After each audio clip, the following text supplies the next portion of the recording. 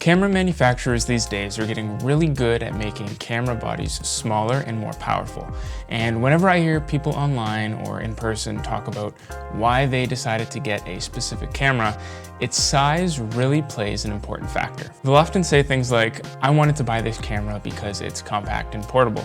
It easily fits into my camera backpack, it's great for running on filmmaking, it can shoot continuous 4K at 120 frames per second, it records to internal SD cards, and so on. But for all the videos praising a camera for being small and portable, there are just as many videos out there of people showing you how to rig up the very same cameras so that they are bulkier, heavier, and they buy cages and accessories that transform this once small camera rig into something you might see on a professional film set. So my question for you today is, does the size of your camera rig actually matter? Of course not, guys. It's not the size of the camera that matters, but how you use it.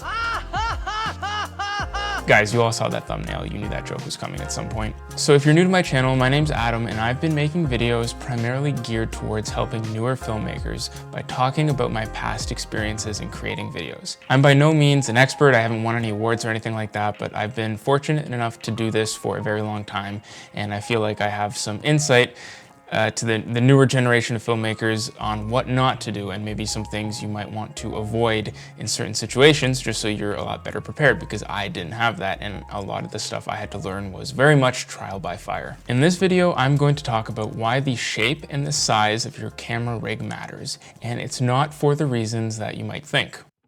So what you're seeing on screen now are clips from the now defunct E3 that I attended back in 2017 for a video game documentary that I was making. This footage was shot using the Sony a6300, and I recorded it at 4K 24p. This was like 8 years ago, but at the time the camera was kind of a big deal because of its size and its price relative to its ability to shoot in 4K.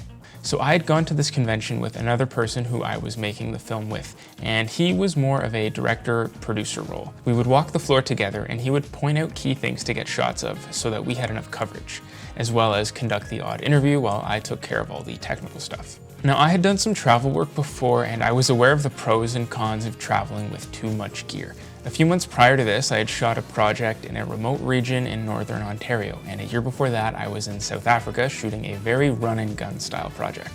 Both times, I had brought a little too much gear that I never really ended up using, and it ultimately slowed me down.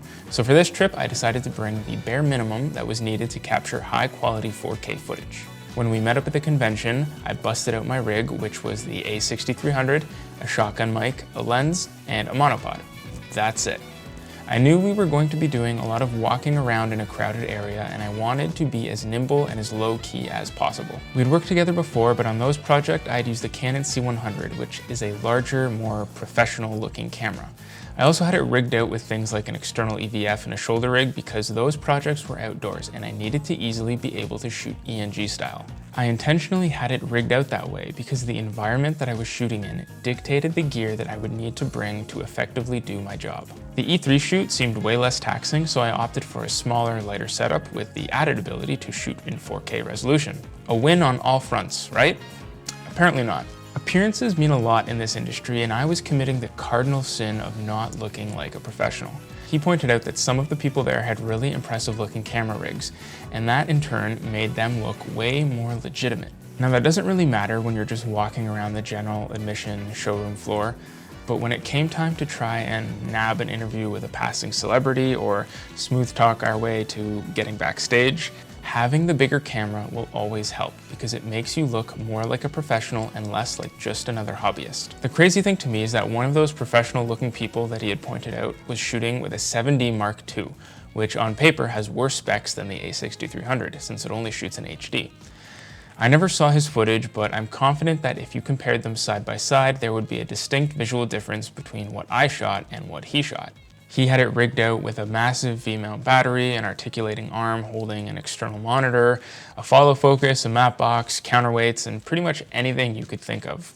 At the end of the day, I'm happy with how the footage turned out, but looking back, this experience taught me a pretty valuable lesson, and that is that size matters even if it doesn't actually affect the quality of your image. This was 8 years ago, and in that time, I've learned a lot more and have adjusted my shooting style considerably. So this right here is my primary camera, and I rig it up this way because it makes shooting a lot more easier and efficient. I don't do it to impress clients, but I'd be lying if I said that this wasn't an added bonus. The reality is that when I show up to a corporate shoot or a wedding with this thing, people notice and they comment on it. The comments are usually along the lines of, wow, that's quite the setup, or geez, how much did that thing cost? Honestly, not that much, because it's the original Pocket 6K, which was one of the cheaper cinema cameras out there at the time. Those comments sometimes lead into conversations which may turn into paid gigs. Obviously, the caliber of my work plays a huge factor, but there's no denying that there is a psychological element to it as well. People are attracted to the shiny big thing, and it helps reaffirm their choice to hire you when they see the gear that looks a lot different than the gear that their nephew uses to record travel vlogs. Having said all that, you obviously need to be mindful of your shooting environment and rig your camera accordingly. If it makes sense to have a smaller setup, then by all means, go for it. I'm currently in the planning stages of a shoot that'll take me 800 feet below the surface into a salt mine, and I'll definitely be bringing whatever is right for the job, no matter the size. You know, now that I think of it, salt might be pretty corrosive to camera gear, so maybe I should use protection and practice safe cinematography. So if you're just starting out in your filmmaking journey and you are making your own stuff and building out your portfolio, then use whatever works for you. Don't worry too much about looking the part, and instead focus on creating the best work possible. Just keep in mind that as you grow and as you start getting paid gigs, appearances start to matter more and more, especially to the people who are paying you. You'll eventually get to a point where people hire you for your creative vision and looks kind of stop mattering altogether. And I think that's where most filmmakers aspire to be. Artists that are valued for their end product rather than what they look like while doing it.